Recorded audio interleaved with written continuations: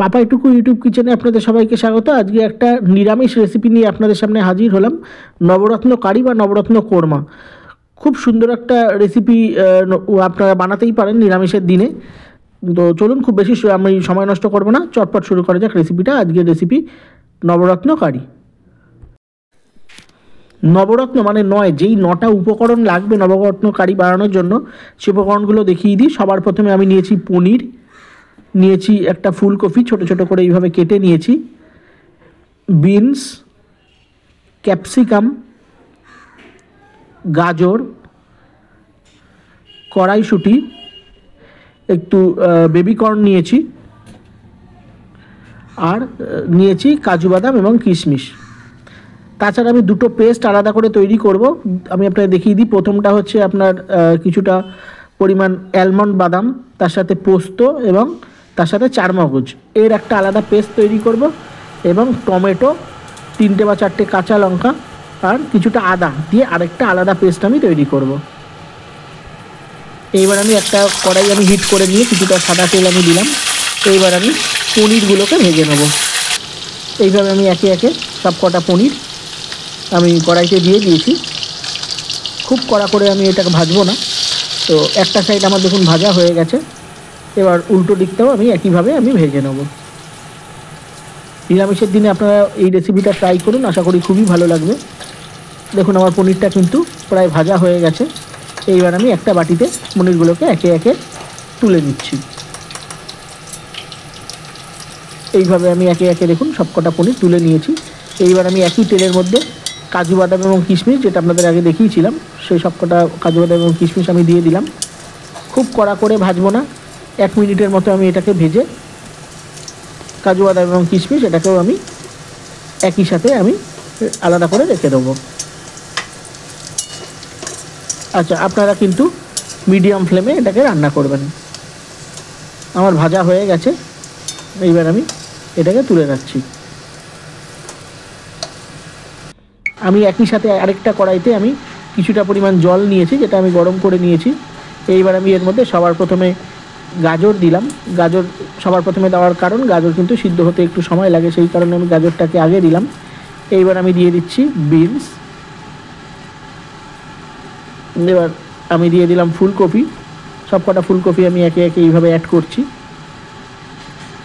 দিয়ে আমি এটাকে কিছুক্ষণের জন্য ঢেকে দেবো। এবার আরেকটা কড়াইতে আমি কিন্তু রান্না শুরু করছি। দেখুন আমি গোটা গরম মশলা দিলাম। গোটা গরম মশলা দিয়ে আমি তেলের মধ্যে ওটাকে একটু সামান্য নেড়ে নেবো। এইবার আমি টমেটোর যে পেস্টটা তৈরি করেছিলাম, টমেটো, আদা এবং কাঁচা লঙ্কার, সেই পেস্টটা আমি দিয়ে দিলাম। দিয়ে এবার আমি এটাকে কন্টিনিউ কিন্তু নাড়তে থাকবো যতক্ষণ না আদার কাঁচা গন্ধটা চলে যায়। এইবার আমি দেখুন আরেকটা, যেখানে আমি সবজিগুলোকে সিদ্ধ হতে দিয়েছিলাম, তার মধ্যে আমি কড়াইশুঁটি দিয়ে দিলাম। কড়াইশুঁটি এবং বেবিকর্ন সেটাও আমি দিয়ে দিয়েছি। এইবার আমি এর মধ্যে দিয়ে দিলাম কিছুটা নুন অ্যাড করলাম, করে আবার কিছুক্ষণের জন্য আমি ঢেকে নিলাম। যেই কড়াইতে আমি রান্না করছি দেখুন অনেকটা কিন্তু তেল ছেড়ে এসছে। এইবার আমি এর মধ্যে যে পোস্তর যে পেস্টটা আমি আপনাদের দেখিয়েছিলাম, সেই পেস্টটা আমি দিয়ে দিলাম। চারমগজ বাটা, পোস্তর যে পেস্ট আমি আপনাদের দেখিয়েছিলাম, অ্যালমন্ড বাটা, সেটা অ্যালমন্ড বাদামের পেস্ট, সেটা আমি দিয়ে দিলাম। এইবার আমি এর মধ্যে দিয়ে দিলাম 1 চামচ ধনে গুঁড়ো এবং 1/2 চামচ জিরে গুঁড়ো। এই রান্নাটা কিন্তু আপনারা সবসময় মিডিয়াম বা লো ফ্লেমে করার চেষ্টা করবেন, নাহলে কিন্তু এটা কড়াইতে লেগে যাবে, এবং কন্টিনিউ কিন্তু নাড়তে হবে।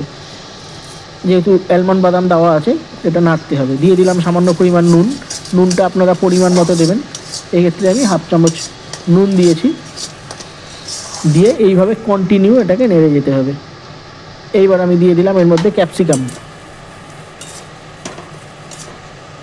ক্যাপসিকাম দিয়ে একইভাবে আমি ক্যাপসিকামটা ভালো করে মিশিয়ে নিচ্ছি মশলার সাথে। এইবার আমি দেখুন একই সাথে দুটো কড়াই, পাশের যে কড়াই আছে সেই কড়াই থেকে সবজিগুলো আমার প্রায় সেদ্ধ হয়ে গেছে। এইবার আমি জল ঝরিয়ে আমি মশলার সাথে আমি অ্যাড করে দেবো।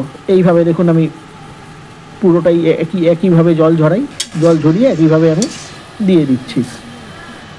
সবজিগুলো কিন্তু 80% সেদ্ধ হয়ে গেছে। এইবার আমি ভালো করে সবজিগুলোকে আমি একসাথে মশলার সাথে মিশিয়ে নেড়ে চেড়ে নিচ্ছি।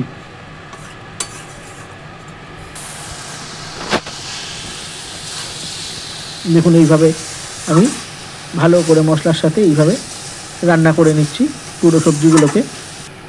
এইবার আমি এর মধ্যে দিয়ে দেবো কিছুটা পরিমাণ দুধ। এক্ষেত্রে আমি 200 থেকে 250 ml মতো দুধ আমি ইউজ করেছি, আপনারা চাইলে তার থেকে বেশিও দিতে পারেন, সেটা পরিমাণ বুঝে। দিয়ে আমি এটাকে কিছুক্ষণের জন্য রান্না হতে দেবো। এইবার আমি এর মধ্যে আগে থেকে ভেজে রাখা পনির এবং তার সাথে কাজু বাদাম এবং কিশমিশ সেটা পুরোটাই আমি দিয়ে দিলাম। দিয়ে এটাকে আমি ভালো করে নেড়ে নেব। মনে রাখবেন পুরো রান্নাটাই আপনারা কিন্তু মিডিয়াম টু লো ফ্লেমে করার চেষ্টা করবেন। দিয়ে ভালো করে আমি পনিরটাকে আমি এইভাবে মিশিয়ে নিয়ে আমি কিছুক্ষণের জন্য ঢেকে দিলাম। এইবার আমি এর মধ্যে দিয়ে দিলাম কিছুটা পরিমাণ খোয়া ক্ষীর, যেটা সম্পূর্ণ অপশনাল, আপনারা দিতেও পারেন নাও পারেন। আর দিয়ে দিলাম কিছুটা কাসুরি মেথি, আর তার সাথে সবশেষে আমি দিয়ে দিলাম কিছুটা গরম মশলার গুঁড়ো। এক্ষেত্রে আমি 1/2 চামচ গরম মশলার গুঁড়ো ইউজ করেছি। দিয়ে ভালো করে আমি এইভাবে নেড়ে চেড়ে নিচ্ছি।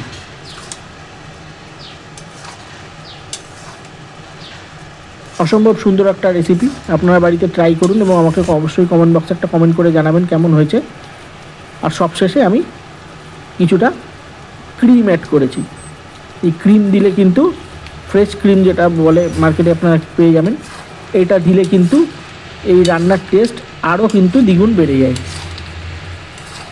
দিয়ে এইভাবে আমি ভালো করে নেড়ে আমি গ্যাসের ফ্লেমটা বন্ধ করে দেবো। আমার রান্না কিন্তু রেডি হয়ে গেছে। দেখুন অসাধারণ দেখতে হয়েছে রেসিপিটা। তো আপনারা বাড়িতে ট্রাই করুন। তো দেখা হবে পরের ভিডিওতে। আপনারা ভালো থাকবেন, সুস্থ থাকবেন।